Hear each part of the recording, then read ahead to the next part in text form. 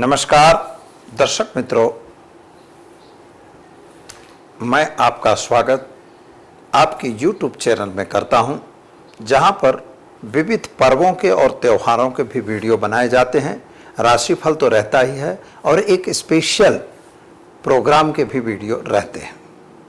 यहां पर आज अक्षय तृतीया का वीडियो मैं जो बता रहा हूं कि अक्षय तृतीया क्यों मनानी चाहिए, क्या है उसका रहस्य और किस तरह से आप अक्षय तृतीया का पर्व मनाकर अपने घर में सुख समृद्धि ला सकते हैं। यह तीनों चीज आप कैसे पाएंगे, इसके बारे में हम बताने जा रहे हैं। न क्षयम अक्षयम। पहले हम भगवान परशुराम की आज जयंती है, साथ में अक्षय तृतीया, दोनों चीज आज ही हैं। पहले हम भगवान विष्णु को याद करेंगे। नमोस्तवनंताय सहस्त्रमूर्तये सहस्रपादांक्षिशिरोर्बाहवे सहस्रनामे पुरुषाय शाश्वते सहस्रकोटि युगधारिणे नमः। भगवान जो युग को धारण करने वाले, ऐसे भगवान को हम वंदन करते हैं। मित्रों, यह अक्षय तृतीया यानी न क्षयम इति अक्षयम, जिसका अंत नहीं होता, जिसका क्षय नहीं होता, उसी को हम अक्षय कहते हैं। यह जो त्रिज तिथि है, ये वास्तव में वैशाख शुक्ल पक्ष की तृतीया तिथि कही जाएगी और त्रेता युग का प्रारंभ आज के ही दिन हुआ था, ऐसा शास्त्रों में वर्णन मिलता है। यानी अक्षय तृतीया का दिन ही त्रेता युग का प्रारंभ का दिन है और भगवान परशुराम की जन्म तिथि भी आज ही मानी जाती है। पृथ्वी पर चरचरा जगत की बात अगर करें, ज्योतिष शास्त्र में इसे बिन मांगा मुहूर्त कहा जाता है। यानी अक्षय तृतीया जो है, अक्षम अक्षय होने से टूटती नहीं है। यह तिथि आज तक कभी भी ऐसा नहीं हुआ कि इसका क्षय हुआ। तिथि क्षय का एक विधान ज्योतिष में है कि जब तिथि सुबह और शाम न देख पाए, शाम को ही रहे, दूसरा दिन न देख पाए, तो उसे क्षय तिथि कहते हैं। लेकिन वैशाख शुक्ल पक्ष की जो तृतीया है, यह इसके लिए ऐसा कभी हुआ नहीं है। तो यही इसका प्रमाण है कि यह तिथि अक्षय है और इसी दिन त्रेता युग का प्रारंभ हुआ था।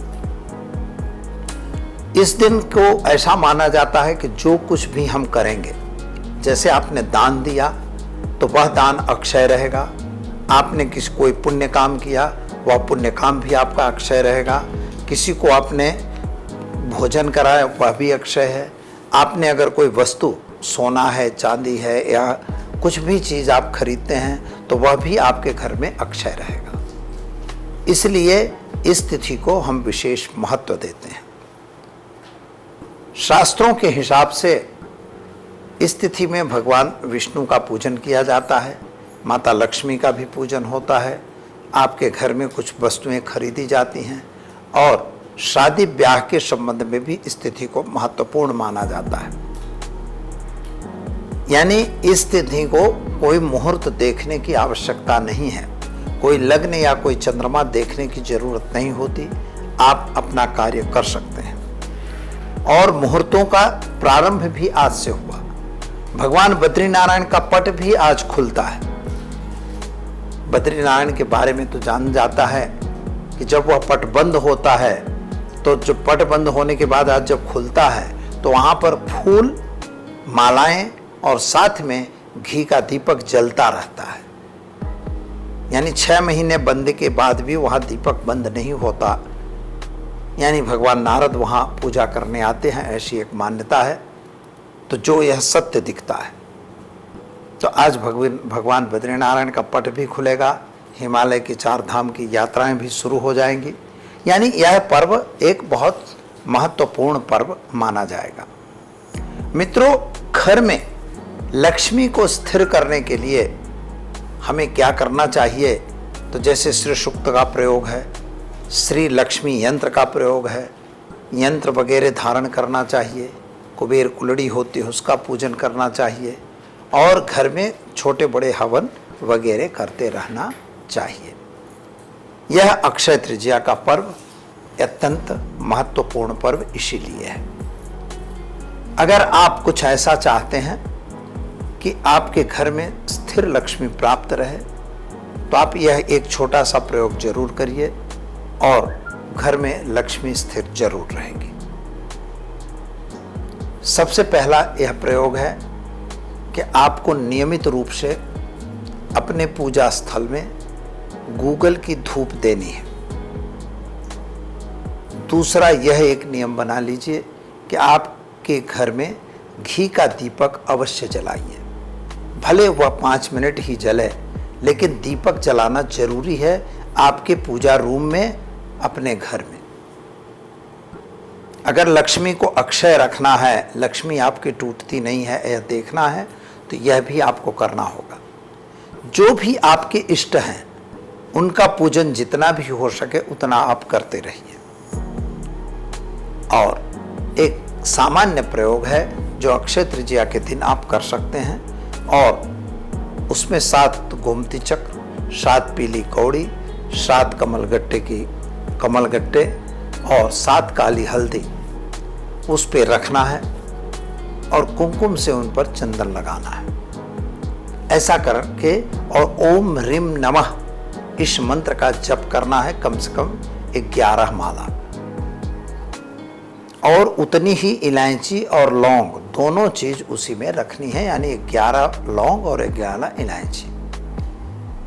11 सिक्के, रुपए के जो सिक्के होते हैं वह भी आप उस पर रख दीजिए। रुपए रखिए, 2 रुपए रखिए, 5 रुपए रखिए, 10 रुपए रखिए, कोई प्रश्न नहीं है, लेकिन 11 नग उनको रखना है। इसके बाद उसको गांठ लगा के बांध देना है। गूगल की धूप देनी है। गूगल की धूप देकर उसे आप अपनी तिजोरी में जहाँ पर पैसे रखते हैं वहाँ पे आप उसको स्थिर रख दीजिए। ऐसा करने से आपके घर में लक्ष्मी की स्थिरता प्रारंभ हो जाएगी। हमारे यहाँ भी इस चीज को बनाया जाता है, जरूरत है तो आप यहाँ से भी मंगवा सकते हैं। उसका मंत्र जाप वगैरह के 4 जाप को भरने पड़ते हैं। तो दर्शक मित्रों, इस तरह से अक्षय तृतीया का पूजन करिए और माता लक्ष्मी का पूजन, भगवान विष्णु का पूजन यहाँ पर किया जाता है और अपने घर में सुख समृद्धि को बुलाया जाता है। श्री सूक्त का पाठ और पुरुष सूक्त के पाठ आपको करने चाहिए। वीडियो आपको कैसा लगा? अगर अच्छा लगा तो इसे लाइक, शेयर, कमेंट जरूर करिए। चैनल में अगर पहली बार जुड़ रहे हैं तो इसे सब्सक्राइब जरूर करिए। दीजिए आचार्य दुर्गा प्रसाद शास्त्री को इजाजत। नमस्कार।